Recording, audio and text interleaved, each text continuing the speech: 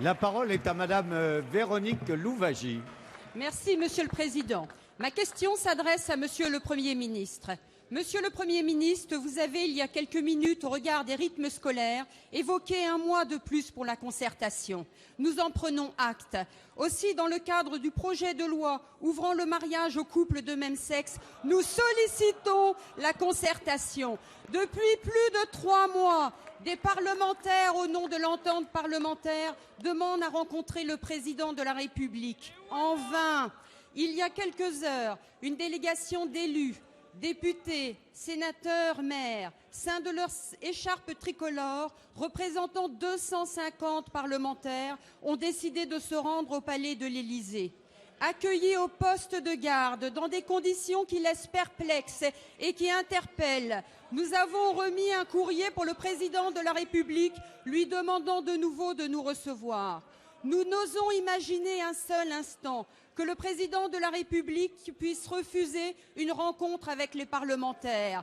Nous ne pouvons croire que le président de la République n'entende la demande des 800 000 personnes et non des seuls 300 000 que la préfecture de police a cru dénombrer le 13 janvier dernier. Notre demande est claire, c'est d'organiser un référendum, c'est de donner la parole aux citoyens.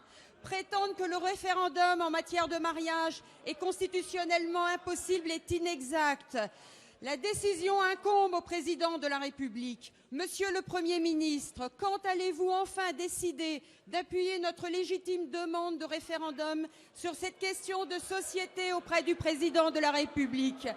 Vous avez parlé il y a quelques instants, Monsieur le Premier ministre, de respect, de besoin de respect. Ne serait-ce pas un message de respect à l'égard de ces milliers de Français que de les écouter? Merci. Monsieur le Premier ministre, nous en appelons à votre responsabilité. La parole est à Madame Christiane Taubira, garde des Sceaux, ministre de la Justice.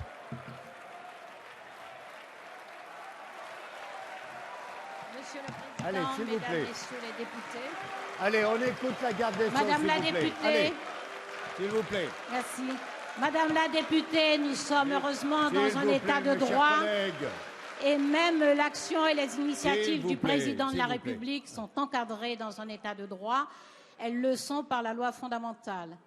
Il est regrettable que vous n'ayez pas été assez disponible, participer à nos débats à la commission des lois la semaine dernière, parce qu'au cours de ces débats, nous avons largement abordé la question du référendum, qui est effectivement encadrée par l'article 11 de la Constitution. Et je ne doute pas que vous, parlementaires et législateurs, vous êtes respectueuses de cette loi fondamentale. Vous savez que les champs d'intervention du référendum concernent l'organisation des pouvoirs publics et des institutions, les réformes relatives à la politique économique, sociale et environnementale, ainsi qu'aux services publics qui y concourent, ou éventuellement une ratification de traités. Je suis absolument persuadée que vous savez aussi que ce n'est pas par omission que les questions de société n'ont pas été incluses dans ces champs. Mardi, madame, et puisque vous n'avez pas pu participer aux travaux de la commission des lois, je suis absolument sûre que par respect pour vos électeurs et pour les citoyens de ce pays en général, vous viendrez exercer vos responsabilités de législateur en participant à nos débats. Merci.